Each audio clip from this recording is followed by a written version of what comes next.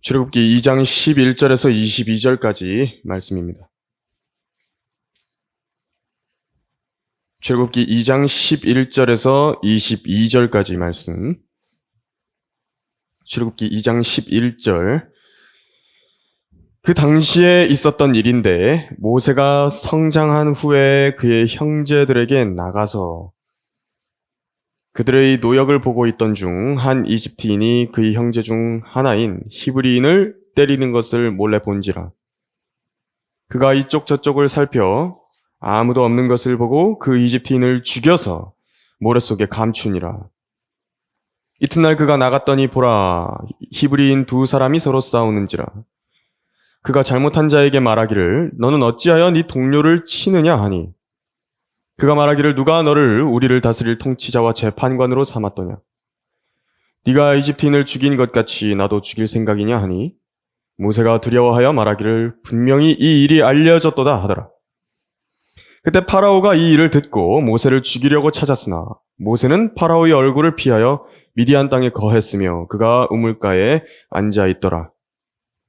한편 미디안 제사장에게는 7 딸이 있더라.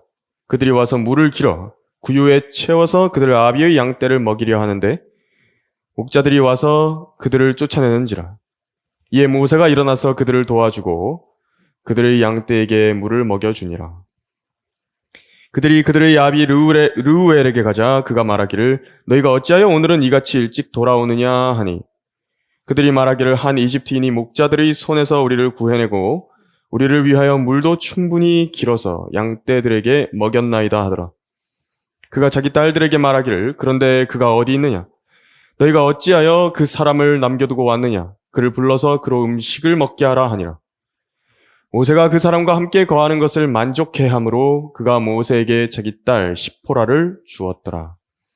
그녀가 그에게 아들을 낳으니 모세가 그의 이름을 게르솜이라 불렀으니, 이는 그가 말하기를 내가 타국 땅에서 타국인이 되었도다 하였음이라.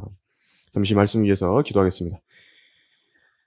하나님 아버지, 귀한 예배 날 마련해 주셔서 또 아름다운 예배 환경을 조성해 주시고 신실한 형제 자매님들 이 자리로 불러 모아 주셔서 함께 주님께 찬양하고 하나님의 말씀을 들을 수 있는 시간을 마련해 주셔서 감사드립니다. 주의 만찬을 아주 아름답게 거행하게 해 주셔서 감사드리고, 또 성도들의 마음 안에 우리 주 예수 그리스도의 죽으심을 다시 한번 기억하는 그런 기념의 자리로 마련해 주셔서 감사합니다. 제가 이 시간에 다시 한번 주님의 말씀 앞에서 들고 서서 이제 성도들에게 준비된 말씀을 전달하려고 합니다. 오늘은 모세가 얼마나 하나님 앞에 열정을 가지고 일을 했는지를 나타내는 본문입니다. 성도들의 열정에 관한 설교를 하려고 하는데, 하나님께서 이 시간 저와 함께 해주시고 저를 성령으로 충만하게 채워주시며 듣는 모든 성도들에게 지각을 열어주시옵고 또 마음의 문을 열어주셔서 하나님의 말씀이 온전히 잘 전달될 수 있도록 이 시간을 잘 선용케 해주십시오. 우리 주 예수 그리스도의 거룩하신 이름으로 기도했습니다. 아멘. 오늘 오전 설교의 제목은 모세의 열정이라는 제목으로 설교하겠습니다. 모세의 열정입니다. 모세의 열정. 그 대구가 그 열정의 도시라는 말이 있던데 아마 더위와 연관해서 그런 말이 생겨난 것 같습니다. 뜨거운 사람들이라는 말로 표현하기도 하던데 말입니다. 대구가 덥기는 하지만요, 여기 계신 성도분들도 더위든 아니면 자신의 그런 어려운 고난 중에든 또 먼 거리에서든 이 주 하나님을 향한 그 열정으로요, 그분께 경배드리는 이런 자리에 모이려고 애썼다는 게 훨씬 더 뜨거운 것입니다. 이 열정이라고 하는 것은요, 무슨 말이냐면 집중을 하는 것입니다.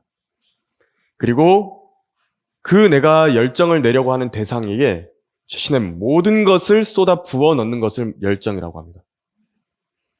하나님께서도 여러 인격적인 특징들을 가지고 계시고 또 그 특징들이 모두 균형을 완벽하게 이루고 계십니다. 하나님께서는 그 인격적인 특성이 완벽하시다고, 하나님께서는.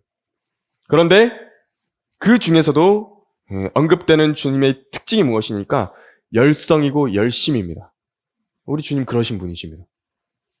특히 그분께서는요, 우리 주 예수 그리스도께서 이루시게 될 그분이 다스리시는 왕국을 세우시는데 엄청난 열성을 가지고 일하신다라고 말씀을 하셨습니다. 그의 정부와 화평의 증가함이 다윗의 보좌와 그의 왕국 위에 바르게 세워지고 지금부터 영원까지 공의와 정의로 그것을 굳게 세우는데 끝이 없으리라. 만군의 주의 열성이 이것을 실행하시리라. 자기 맡겨진 과업이 있죠, 다들? 그 시간 내에 집중해서 자기의 모든 것을 쏟아 부어가지고 일하는 그런 모습만큼요, 옆에서 보는 사람이 덩달아 가슴이 이렇게 뜨겁게 되는 그런 일은 없을 것입니다. 주님께서는 이러한 자신의 모습처럼 성도들도 뜨겁기를 원하십니다. 주 안에서 열렬히 기도하길 원하시고요. 뜨겁게 사랑하길 원하시는 것입니다. 주님께서 바라시는 모습입니다. 이 마지막 때에는요, 이러한 열정이 사라지는 때입니다.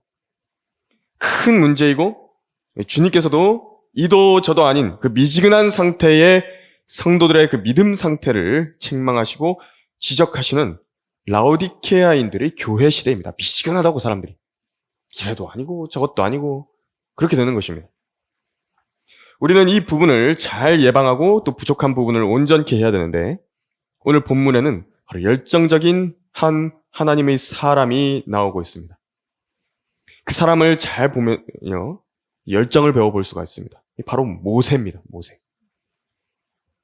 물론 이 열정이라고 하는 것은요, 고삐를 제어를 좀 해야 됩니다. 잘 제어를 해야 된다고.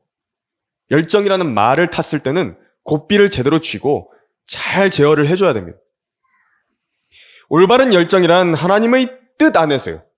하나님께서 계획하신 그 뜻이 있다고. 하나님께서 의도하신 뜻이 있는데 그 뜻을 실행하고자 하는 성도의 열정이 만나서 어우러질 때의 의미가 있는 것입니다. 이상한 데다가 자기가 꽂힌 데다가 열정을 막 쏟는 것은 쓸모가 없는 것입니다. 그러나 성경의 기준 안에서 자신이 온전한 일들을 계획했다. 그리고 그것을 실행한다. 그런 열정은 우리 모두 안에 반드시 구비가 되어야 되는 이 성도로서의 덕목입니다. 오늘 본문에 등장한 모세의 열정을 함께 살펴보면서 어떻게 하면 모세처럼 할 수 있겠는가 살펴보도록 하겠습니다. 올바른 열정을 발휘하려면 첫 번째로요, 주 안에서 자기가 누구인지 분명한 인식을 해야 됩니다.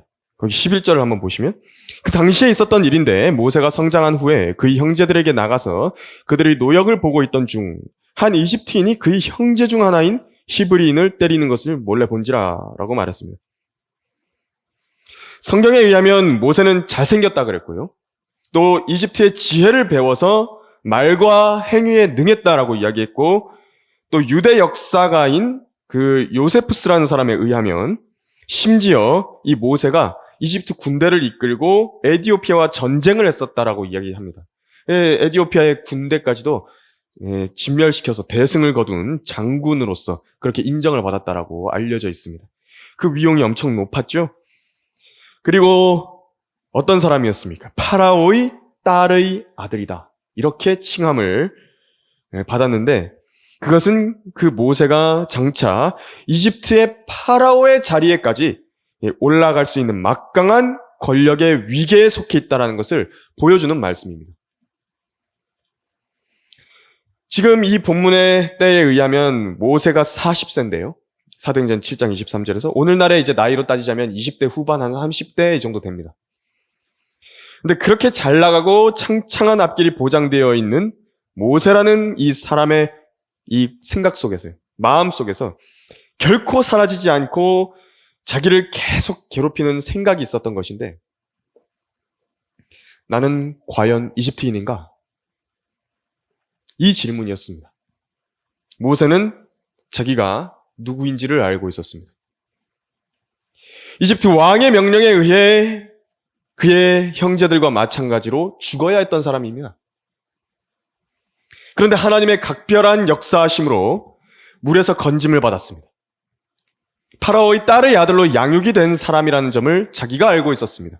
그 출애굽기 2장 9절, 10절 그 윗구절에 보면은 그의 진짜 어머니인 요케벳이 모세를요, 파라오의 딸을 위하여 양육하게 됐었는데, 얼마나 기도를 하면서 모세에게 그의 진짜 정체성을 알려주려고 애썼겠습니까? 자기가 이제 길러낸 다음에 자기 품에서 떠나보내야 됩니다. 파라오의 딸의 아들을 위해서 양육한 다음에 이제 보내야 되는데, 그때까지 내가 알려줄 수 있는 모든 것을 다 알려주겠다.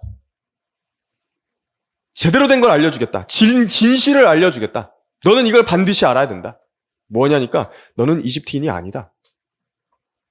너는 이스라엘 사람이다. 너는 내 아들이고 너는 파라오의 딸의 아들이 아니다.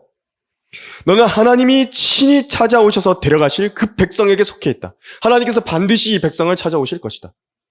너는 언젠가 여기를 떠나서 너희 조상인 아브라함과 이삭과 야곱에게 맹세하신 그 땅으로 가게 될 것이다. 어머니가 아주 강력하게 가르쳐 놓은 것입니다. 그 아들에게. 만일 자신이 이집트인이 아니고 이스라엘인이라고 한다면요, 모세는 저기 떼약볕에서 이집트인의 채찍에 맞아 죽으면서 죽어가고 있는 사람들이 바로 나와 같은 형제들이라는 사실에 얼마나 죄책감이 들었을지, 내 채찍에 맞아서 죽어가고 있는 것입니다. 지금 그 내 형제들이요, 파라오의 딸의 아들의 채찍에 맞아가지고 죽어가고 있는 것입니다. 얼마나 죄책감이 들었겠습니까? 내가 그들을 죽이고 있는 것이 아닌가? 자신이 왕궁에 살고 있더라도 모든 성장과 그 교육 과정과 생활 환경과 또 위대한 파라오의 왕궁에서 부귀와 명예를 누리고 있다 하더라도, 시원한 물, 맛있는 음식들, 온갖 영화를 누리고 있다 하더라도 그것은 모세에게 저주였을 것입니다. 자신이 누구인지 분명히 인지하면 인지할수록 현재 내가 처해 있는 현실과 나 자신이라는 나를 봤을 때 괴리가 이게 발생하죠.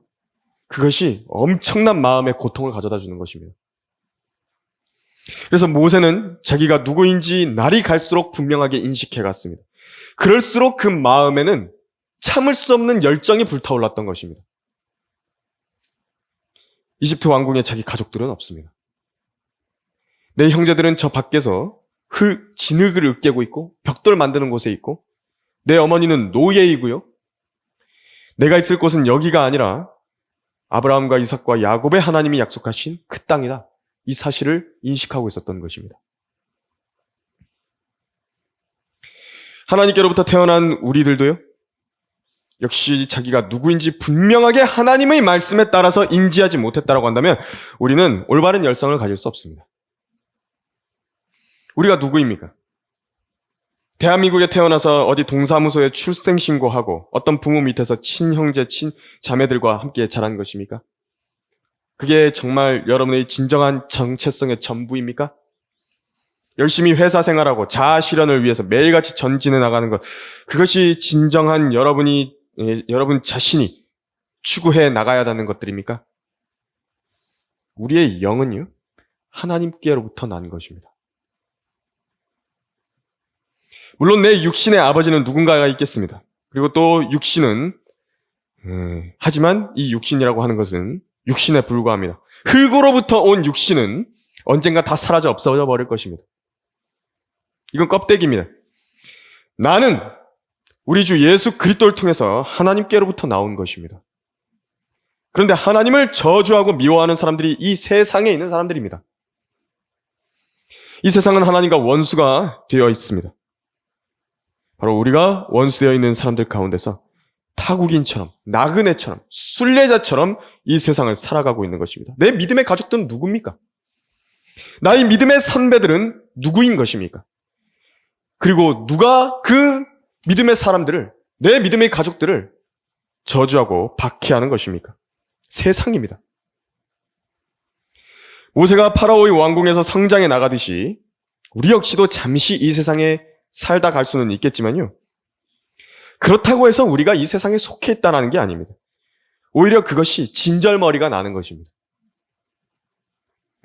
저도 이제 군대에 입대할 때가 얼마 안 남았었던 때인데 그때 마음이 너무 아팠었습니다. 왜냐하니까 이제 예수님 오실 날도 얼마 안 남았는데 주님을 위해서 한 일도 얼마 없는데 마치 군대 가 있는 동안 주님이 오실 것만 같은 겁니다. 그 마음 때문에 너무나도 초조했습니다. 제대하고서도요, 회사 생활을 하고 있는데 도대체 이게 무슨 일일까 하면서 키보드를 두드리고 있는 것입니다. 이게 무슨 의미가 있는 일일까? 중고차가 그렇게 중요한 것인가? 성경을 통해서 하늘에 있는 새 예루살렘과 천년왕국의 통치와 우리 주 예수 그리스도의 영광스러운 재림, 대환란, 또 다 타버릴, 전부 다 불타버릴 이 하늘들과 땅에 대해서 알게 된 사람이 도대체 무엇으로 만족을 하겠습니까? 여러분, 세상의 것들로 만족이 되십니까? 성도 여러분, 우리는 하나님과 원수된 이 세상을 살아가면서 분명히 알아야 됩니다. 우리 영원한 집은 여기 없습니다. 반드시 여기서 살다가도요, 내가 오늘 내 일을 내 손에 잡고 있었다 하더라도요, 그 모든 것을 그 자리에 그대로 남겨둔 채 하늘로 들려 올라가게 될 사람들이 바로 우리들입니다. 바로 나라고, 그게. 나를 구원하신 예수 그리스도께서 부르시면 다 놓고 그분을 만나러 올라갈 것입니다. 여러분들은 거룩한 하나님의 아들들이고 성도들과 같은 시민이고요, 하나님의 가족이 되는 것입니다. 하나님께서 거하시는 성전이 바로 여러분 자신의 몸이 된 것입니다.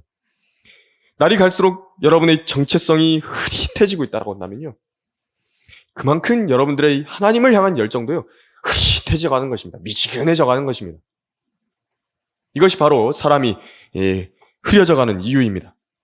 올바른 열정을 발휘하려면 두 번째로 악을 거절하기 위해서 고난까지 불사하겠다는 결심을 해야 되는 것입니다. 11절에서는 모세가 성장한 후에 그의 형제들에게 나가서라고 말씀하고 있습니다.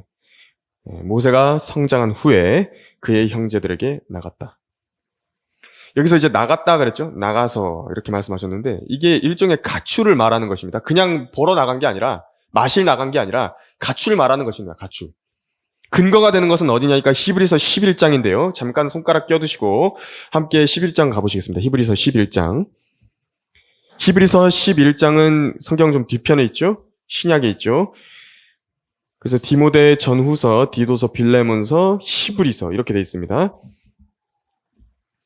히브리서 11장을 한번 보시겠습니다.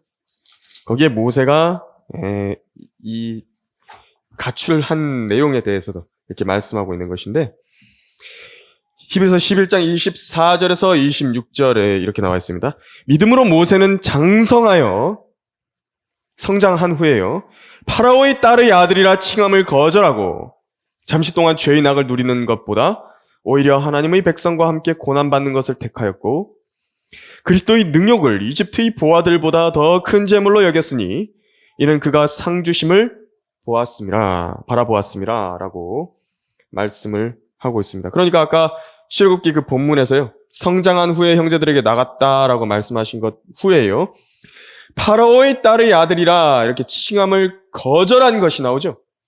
그리고 죄의 낙을 누리는 것보다 하나님의 백성과 함께 고난받는 것을 택한 것을 연결을 하고 있습니다. 이것이 지금 모세가 성장한 후에 형제들에게 나간 것을 이런 마음의 배경으로 나간 것이다 라고 말씀하고 있는 것입니다. 여기서 나는 이집트인이 아니라고 아는 것이죠. 내가 여기서 낙을 누린다면 그것이 바로 죄라는 것을 아는 것입니다.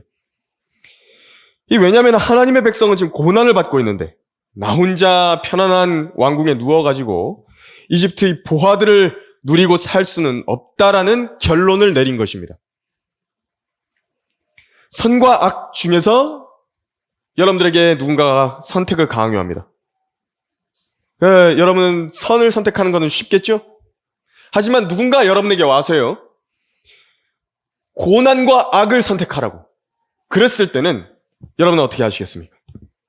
모세는 고난과 악을 선택해야 된다고 그랬으면 차라리 고난을 선택하겠다라고 한 것입니다. 이것이 바로 하나님께서 사랑하시는 열정적인 사람의 모습인 것입니다. 세상과 성별하는 데는요, 고통이 수반이 됩니다. 고난이 뒤따라 나옵니다. 이전에 누리고 있었던 나에 대한 호의적인 세상의 모든 처사들을요, 거부하게 되는 것을 말합니다. 그리고 의를 선택했기 때문에 당하지 않아도 될 모든 종류의 역경들을 하나님을 의식하면서 참게 되는 것인데, 그것이 하나님께로부터 오는 상을 받는 것이라는 것을 모세는 알았던 것입니다. 하나님께서 반드시 갚으실 것이다. 이걸 알았던 것입니다.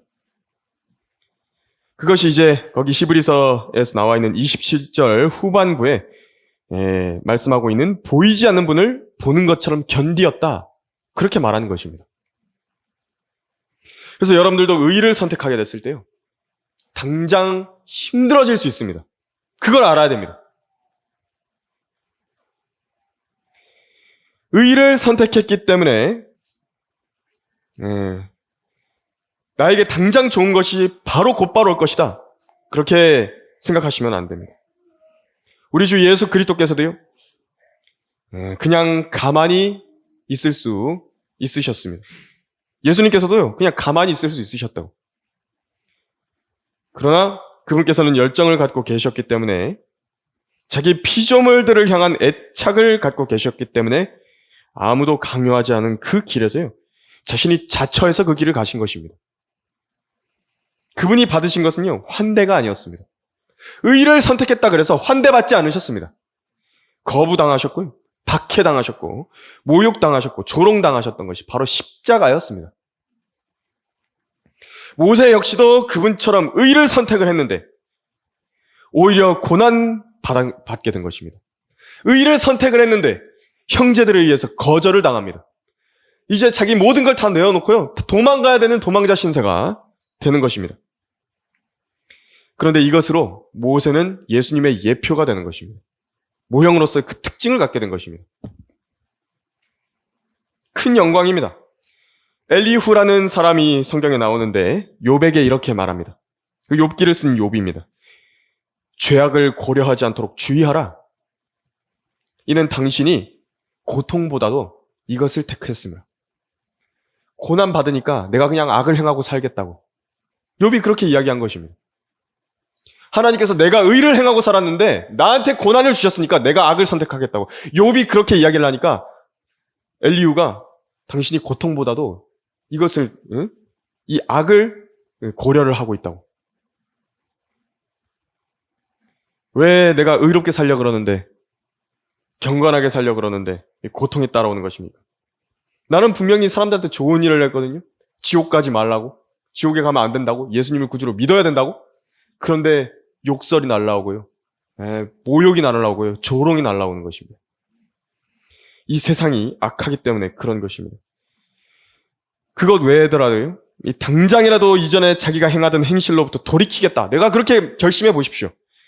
그러면 그것이 술 마시는 것이든, 더러운 농담을 하는 것이든, 입에서 내뱉는 욕설이든, 더러운 영화든, 게임이든, 그런 것들을 끊어버리겠다고 내가 딱 결심을 한번 해보십시오. 그러면요, 내가 사귀어왔던 그 세상 친구들이 나한테 그러는 것입니다. 미쳤냐고 너. 당장 내가 내 입으로요, 예수 그리스도를 증거해서 너 죄를 대신해서 예수님이 죽으셨다고, 너도 나처럼 예수님을 믿고 구원받아야 된다고, 지옥에 가면 안 된다고, 그렇게 올바른 말을 한번 꺼내보십시오. 당장 절교당하고요, 세상은 여러분들을 배척하게 되는 것입니다. 하지만 그렇기 때문에 여러분들 입을 다무시겠습니까? 차라리 옳은 일을 하고서 고난당하는 편이 옳은 일을 하지 않고서 후회하는 것보다 낫습니다. 아, 그때 그렇게 했어야 되는데. 옳은 일을 하고서 고난을 당하는 편이 악한 일을 하고서 후회하는 것보다 낫습니다. 아, 그때 그렇게 하지 말았어야 되는 것인데. 열정은 그냥 만들어지는 것이 아닙니다. 내가 하나님 앞에서 나는 반드시 그렇게 살겠다고, 그렇게 다짐하고 확고한 결심을 그분께 보여드릴 때에 조금씩 이루어져 가는 것입니다. 그러나 여러분, 그 길은 모세만큼 외롭지는 않습니다. 또 모세도 외로웠다 하더라도요, 하나님께서 조금의 위로를 더해 주셨죠. 그것처럼요, 우리도 외롭지 않습니다. 왜냐하면 여기에 있는 바로 그 성도들이요, 함께 그 길을 가겠다고 자처한 사람들입니다. 우리 주 예수 그리스도께서 십자가의 길을 가신 것처럼 우리도 가겠다고 말한 사람들을 동료들로서 여기에 모아 하나님께서는 자리하게 하신 것입니다. 올바른 열정을 발휘하려면 세 번째로 이제 말로만 하는 것이 아니라요, 실제로 움직여야 됩니다. 몸을 써야 되는 것입니다. 12절에서 15절 보면 그가 이쪽 저쪽을 살펴 아무도 없는 것을 보고 그 이집트인을 죽여서 모래 속에 감추니라. 이튿날 그가 나갔더니 보라, 히브리인 두 사람이 서로 싸우는지라. 그가 잘못한 자에게 말하기를 너는 어찌하여 네 동료를 치느냐 하니, 그가 말하기를 누가 너를 우리를 다스릴 통치자와 재판관으로 삼았더냐. 네가 이집트인을 죽인 것 같이 나도 죽일 생각이냐 하니, 모세가 두려워하여 말하기를 분명히 이 일이 알려졌도다 하더라. 그때 파라오가 이 일을 듣고 모세를 죽이려고 찾았으나 모세는 파라오의 얼굴을 피하여 미디안 땅에 거했으며 그가 우물가에 앉아있더라 라고 말씀하고 있습니다.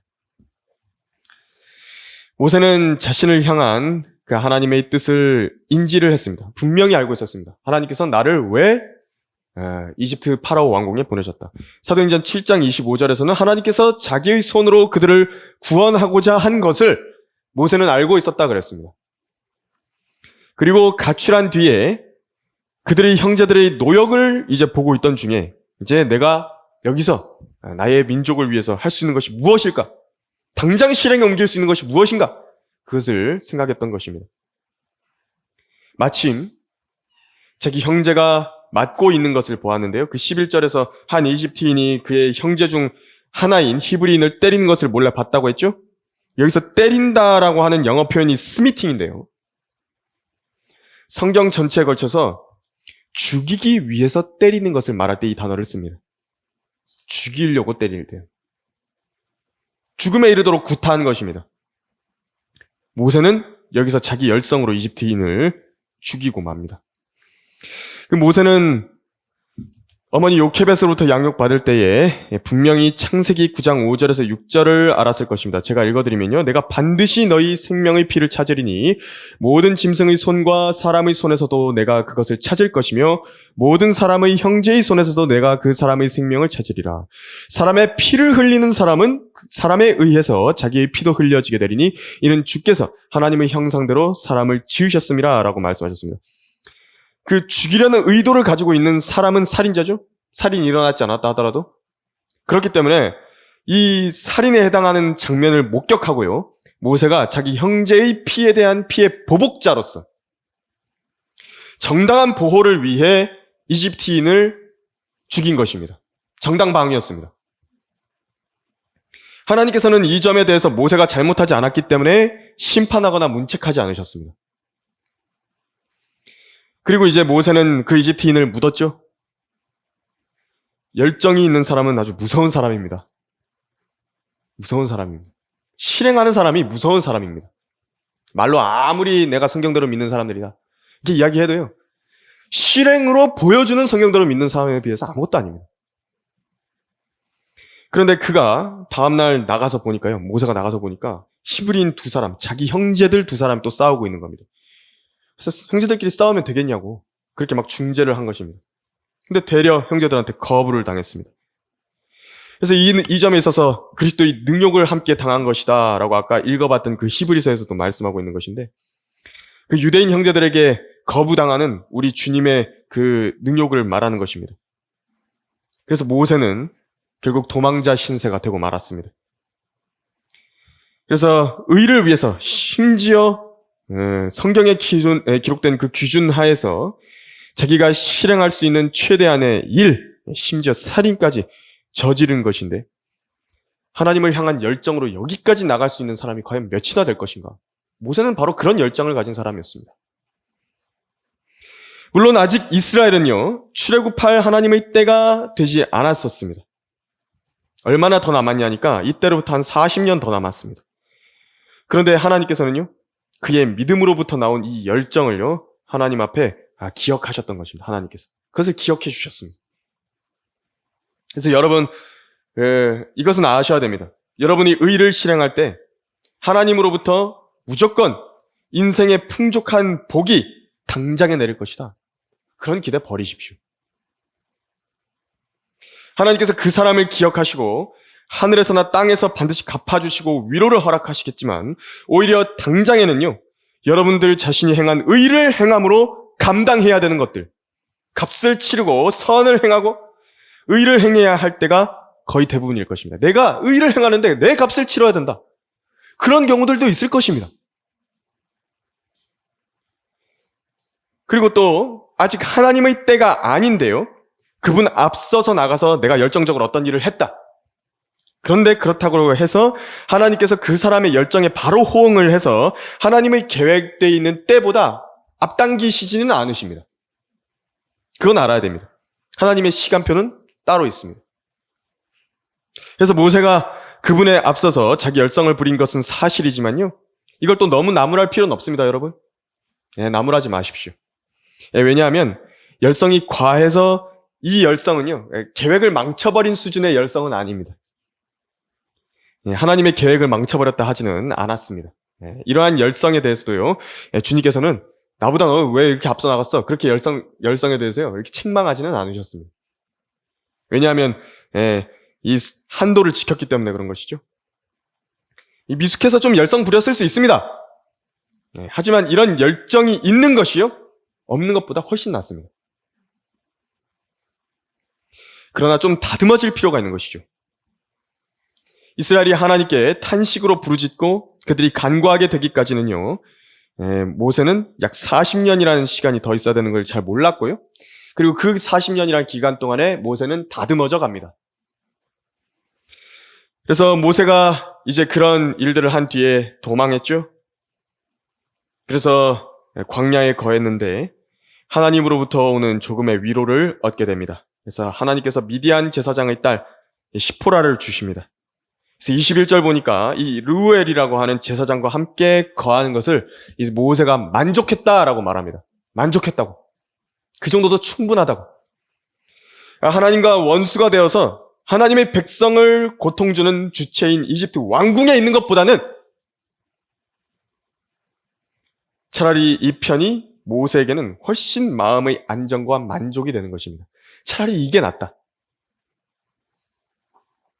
우리가 이 본문을 통해서 분명하게 아는 것은요, 이렇게 행하지 않았다라고 한다면 그것은 아무것도 아니라는 것을 알 수가 있습니다. 모세가 생각만 했다고 해보십시오. 왕궁에서 내가 저 백성들을 구하고 싶다. 내가 하나님의 뜻에 따라 저 백성들을 구해내고 싶다. 우리도 구원에 있어서는요, 골방에서 이루어질 수 있습니다. 믿음만으로 되는 것입니다. 우리 주 예수 그리스도를 내 구주로 영접하는 것, 그거 하나만으로 구원받는 것입니다. 하지만요, 그 구원만 믿음입니다. 그 나머지의 그 어떤 하나님을 향한 순종에 관한 일들도요, 직접 몸을 움직여서 실행하지 않고서는 단 한 걸음도 전진하지 않는다는 것을 우리는 알 수 있는 것입니다. 이 생각만 해서는요, 성경 한 글자도 읽을 수 없습니다. 성경 읽어야지. 성경 읽어야지. 내가 성경 해야지. 성경 읽어야지. 한 글자도 읽을 수 없습니다. 생각만 해서. 생각만 해서는요, 결코 기도의 자리로 나아갈 수 없습니다. 무릎 꿇는 것도 힘든 일입니다. 자기 좋은 시간에 이렇게 하나님 앞에 내가 기도드리겠다고. 그렇게 해서 자기를 부인하고 그 자리로 가서 무릎 꿇는 것부터가 전쟁입니다. 그게. 힘듭니다. 편하게 쉬고 있을수록 더 안 됩니다. 생각만 해서는요, 죄를 단절 못합니다. 죄의 자리에서 박차고 나와야 되는 것이고, 쓰잘데기 없는 죄의 환경들이 있다. 그걸 내 손으로 집어서 버리든지 단절을 시키든지 해야지만이 되는 것입니다. 생각만 해서는 진리를 따라 살 수 없습니다. 생각만 해서는 결코 거리에서 목청을 높여서 복음을 설교할 수 없고요. 생각만 해서는 전도지 한 장조차도요, 내 손에서 떠나지 않습니다. 열정은 바로 성도들의 몸을 움직이게 만드는 것이고, 반대로 몸을 움직이면요, 열정이 또 반대로 생겨납니다. 그거 여러분들 아십니까? 되게 신기합니다. 영적인 일이라고 하는 것은 되게 신기합니다. 내가 하겠다고 결심하고요, 딱 몸을 움직이기 전까지는요, 그 마음이 안 생깁니다. 그런데 딱 내가 몸을 움직이고 일을 하기 시작하는 그때서부터는 그때부터 내 마음에 열정과 힘이 생기는 것입니다. 하나님께서 그렇게 하나님의 말씀에 기준을 두고서 몸을 움직여서 행한 일들에 대해서는요, 반드시 기억하십니다. 그리고 그 열정을 응원하시는 것입니다. 또 지지해 주시는 것입니다. 모세의 경우만 봐도 이걸 알 수 있는 것입니다.